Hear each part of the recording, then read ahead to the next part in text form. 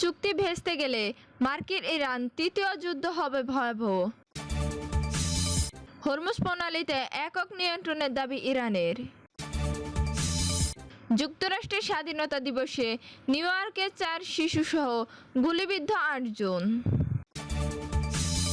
খামেনির জানাজায় ইমামতি করাকে এই আয়াতুল্লাহ জাফর সোবহানি। হরমুজে ফি নেবে ইরান, বন্ধু দেশ পাবে বিশেষ সুবিধা। তেহরানে আয়াতুল্লাহ আলী খামেনির জানাজা অনুষ্ঠিত। দর্শক, এতক্ষণ শুনছিলেন সংবাদ শিরোনাম, এখন জানিয়ে দেব বিস্তারিত সংবাদ। তার আগে অনুরোধ থাকবে, এই ভিডিওটি দেখতে দেখতে সাবস্ক্রাইব করে রাখুন এবং লাইক দিন ও কমেন্ট করে জানিয়ে দিন বাংলাদেশের কোন জেলা থেকে এই সংবাদ শুনছেন এবং চুক্তি ভেস্তে গেলে মার্কিন ইরান তৃতীয় যুদ্ধ হবে ভয়াবহ। যুক্তরাষ্ট্র ও ইরানের মধ্যে স্বাক্ষরিত সমঝোতার স্বাক্ষর যদি ভেস্তে যায়, তবে তা দুই দেশের মধ্যে তৃতীয় দফা বড় ধরনের সংঘাতের সূত্রপাত করতে পারে বলে সতর্ক করেছেন তেহরান ভিত্তিক এক বিশ্লেষক। 2015 সালে 12 দিনের যুদ্ধ এবং চলতি বছরে 40 দিনের যুদ্ধের পর নতুন কোনো সংঘাত পুরো অঞ্চলের জন্য চরম বিপর্যয় ডেকে আনবে বলে মনে করেছেন অধ্যাপক মোস্তফা খোরশম। এ বিষয়ে বলেন, যুক্তরাষ্ট্র যদি এই সমঝোতার স্বাক্ষরকে শর্তাবলী মেনে না চলে, তবে আমাদের তৃতীয় একটি যুদ্ধ প্রত্যক্ষ করতে হবে।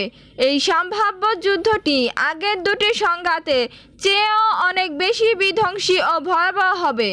চলতি বছরের যুদ্ধটি গত বছরের তুলনায় অনেক বেশি জোরালো ছিল উল্লেখ করে এই বিশ্লেষক সতর্ক করেন যে পরবর্তী সংঘাত কেবল ইরান বা যুক্তরাষ্ট্রের জন্যই নয়, বরং সমগ্র অঞ্চলের জন্য মারাত্মক বিপর্যয় নিয়ে আসবে। অধ্যাপক খোরশম আরও জানান, তেহরান এই সংঘাতের অবসান ঘটাতে সম্পূর্ণ প্রতিশ্রুতিবদ্ধ। ইরান কূটনৈতিক পন্থা সফল করার জন্য সর্বোচ্চ চেষ্টা চালিয়ে যাচ্ছে, কারণ তারা জানে তৃতীয় দফা যুদ্ধ কেবল এই অঞ্চলের জন্যই নয়, বরং এই বাইরেও সবার জন্য একটি বড় বিপর্যয় ডেকে আনবে। হরমুজ প্রণালীতে একক নিয়ন্ত্রণের দাবি ইরানের। কৌশলগতভাবে অত্যন্ত গুরুত্বপূর্ণ জলপথ হরমুজ প্রণালীতে ইরান তার একক নিয়ন্ত্রণ প্রতিষ্ঠা করে একে একটি নতুন স্বাভাবিকতা, নিউ নর্মাল হিসেবে দাঁড় করানোর চেষ্টা করেছে। তবে বিশ্বের অন্যান্য দেশে ইরানের এই একচেটিয়া কৃতিত্ব কোনোভাবেই মেনে নেবে না বলে মনে করেছেন সামরিক ও সামুদ্রিক বিশ্লেষক। আল জাজিরাকে দেওয়া এক সাক্ষাৎকারে হুদিস্তানু বলেন, ইরান নিজেকে হরমুজ প্রণালীর প্রধান নিয়ন্ত্রক হিসেবে জাহির করার চেষ্টা করেছে, তবে আন্তর্জাতিক মহল এবং এই অঞ্চলের অন্যান্য রাষ্ট্রগুলোর বর্তমান যুদ্ধ ও সংঘাতের পরিস্থিতি দ্রুত কাটিয়ে উঠে বাণিজ্যের স্বাভাবিক গতি ফিরিয়ে আনতে আগ্রহী। মূলত সংঘাতের কারণে আন্তর্জাতিক বাজারে তেলের দাম বৃদ্ধি পেয়েছে এবং একটি শূন্যতার সৃষ্টি হয়েছে।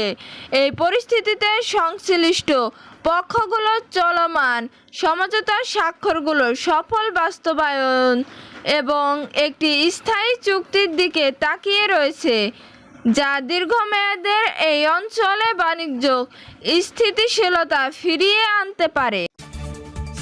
যুক্তরাষ্ট্র স্বাধীনতা দিবসে নিউ ইয়র্কের 4 শিশুসহ গুলিবিদ্ধ 8 জন। যুক্তরাষ্ট্রের 250তম স্বাধীনতা দিবসে ছুটির রাতে নিউ ইয়র্ক সিটি কনি আইল্যান্ড এলাকায় গোলাগুলির ঘটনায় 4 শিশুসহ অন্তত 8 জন আহত হয়েছেন। রবিবার 5 July new York city police ডিপার্টমেন্টের বরাত দিয়ে এবিসি নিউজ এই সংবাদ প্রকাশ করেছে। সংবাদ মাধ্যমটি জানায়, এই ঘটনায় আহতদের মধ্যে 2 জন পুরুষ, 2 জন নারী এবং 6, 7, 12 ও 14 বছর বয়সী 4 শিশু রয়েছে। পুলিশ জানিয়েছে, আহত সকলদের উদ্ধার করে হাসপাতালে স্থানান্তর করা হয়েছে।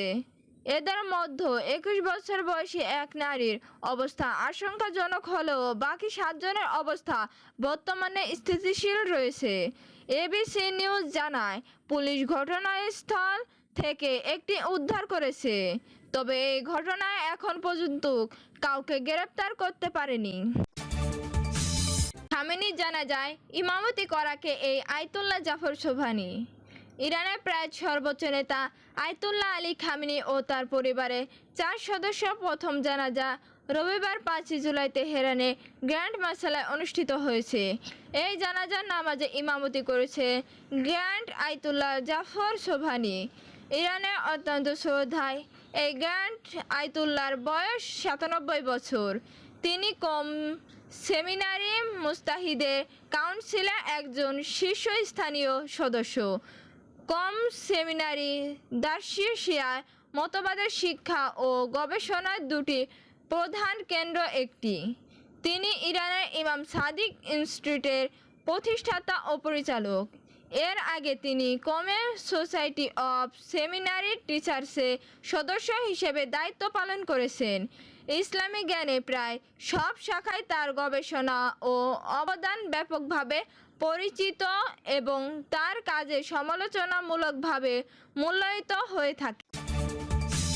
হরমুজে ফি নেবে ইরান, বন্ধুর দেশ পাবে বিশেষ সুবিধা। হরমুজ প্রণালী দিয়ে চলাচলকারী জাহাজের কাছ থেকে নতুন করে ফি নেওয়া হবে বলে জানিয়েছে ইরান। তবে যেসব দেশ কঠিন সময়ে ইরানের পাশে ছিল তাদের জন্য বিশেষ সুবিধা রাখা হবে বলে জানিয়েছে তেহরান।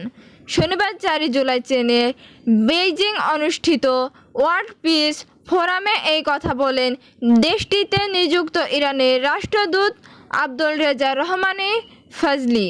তিনি বলেন, হরমুজ প্রণালী ইরানের আঞ্চলিক জলসীমা অংশ, তাই সেখানে চলাচলকারী জাহাজের কাছ থেকে নিরাপত্তা ও বিভিন্ন সেবার জন্য ফি নেওয়া হবে।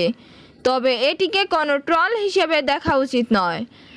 ফজলির ভাষায়, ওমানের সঙ্গে সমন্বয় করে হরমুজ প্রণালীর জন্য নতুন ব্যবস্থাপনা গড়ে তোলা হচ্ছে।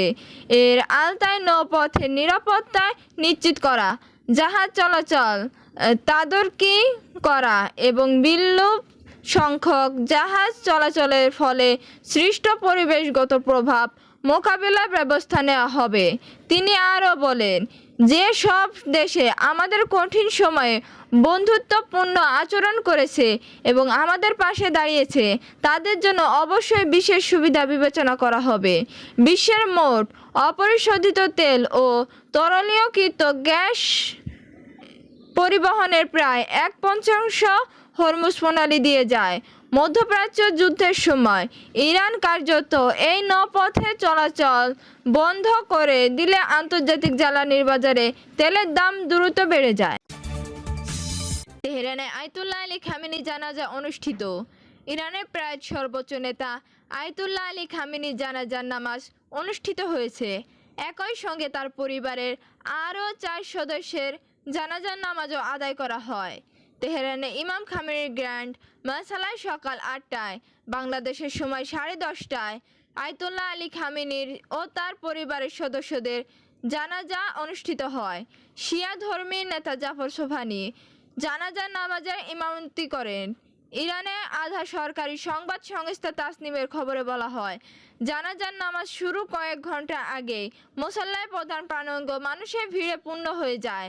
জানাজার নামাজ 3 ধাপে অনুষ্ঠিত হয়। প্রথম ধাপে আয়াতুল্লাহ খামেনির জন্য জানাজার নামাজ আদায় করা হয়। দ্বিতীয় ধাপে তার পরিবারের জন্য জানাজার নামাজ অনুষ্ঠিত হয়। তৃতীয় ধাপে তার নাতনির জানাজার নামাজ আদায় করা হয়।